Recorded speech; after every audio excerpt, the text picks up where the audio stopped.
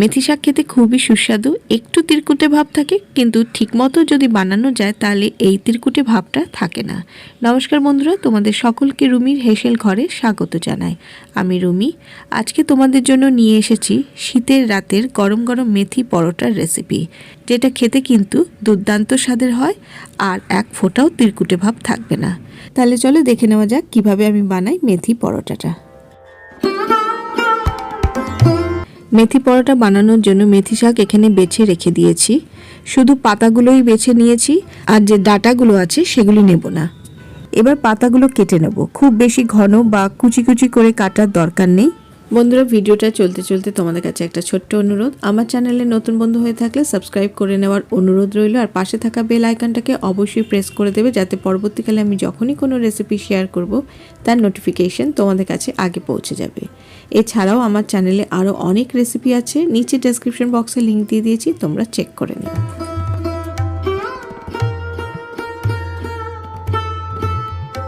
মেথি শাকগুলো কাটা হয়ে গেছে। এইবারে আমি একটা কাচের বোলের মধ্যে তুলে রাখছি।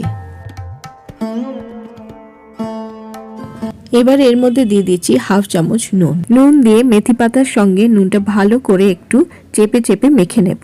মিনিট 10 রেখে দেবো একটা ঢাকা চাপা দিয়ে। নুন দিয়ে ভিজিয়ে রাখলে মেথি পাতার যে তিরকুটে ভাবটা থাকে সেটা চলে যায়। এবার একটা বোলের মধ্যে আমি আটাটা মেখে নেবো। আমি এখানে সাদা আটা ব্যবহার করছি, তোমরা চাইলে এমনি লাল আটাও ব্যবহার করতে পারো। আমি এখানে দিয়ে দিলাম 2 কাপ আটা। এবার দিয়ে দিচ্ছি 3-4 চামচ বেসন। বেসন দিলে পরোটাটা খুব সফট হয়।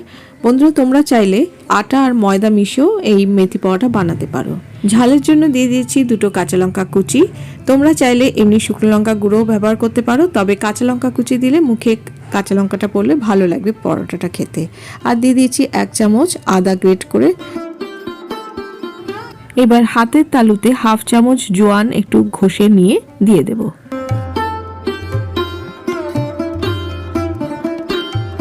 দিয়ে দিলাম হাফ চামচ নুন। নুনটা একটু বুঝে দিতে হবে, কারণ শাকটা নুন দিয়ে ভেজানো রয়েছে। আর দিয়ে দিলাম 1 চামচ সাদা তেল। এবার সমস্ত উপকরণগুলো ভালো করে মিশিয়ে নেব।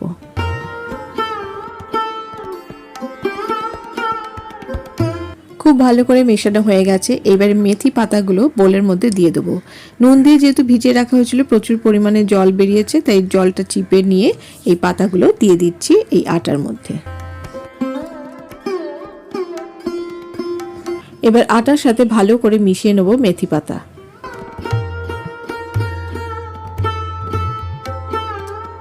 ভালো করে মেশানো হয়ে গেছে। এবার অল্প অল্প জল দিয়ে মেখে নেব আটাটা।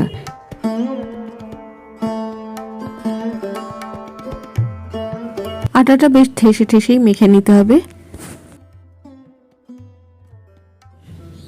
আটা মাখা হয়ে গেছে। এবারে ঢাকা দিয়ে 30 মিনিটের জন্য রেখে দেব। 30 মিনিট পর ফিরে এলাম। এখন এখান থেকে লেচি কেটে নিচ্ছি।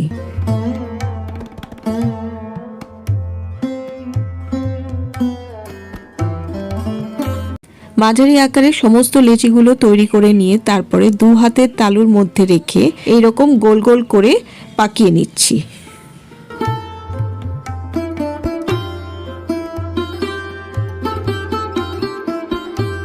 এবারে আটা দিয়ে লেচিগুলোকে গোল গোল করে বেলে নেব।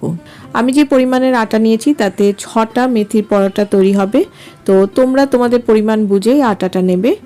আর আগেই তো বলেছি, তোমরা চাইলে এটা আটা ময়দা দুটো মিশিয়েও করতে পারো, তবে অবশ্যই বেসনটা দিও, তাতে কিন্তু পরোটাগুলো নরম হবে।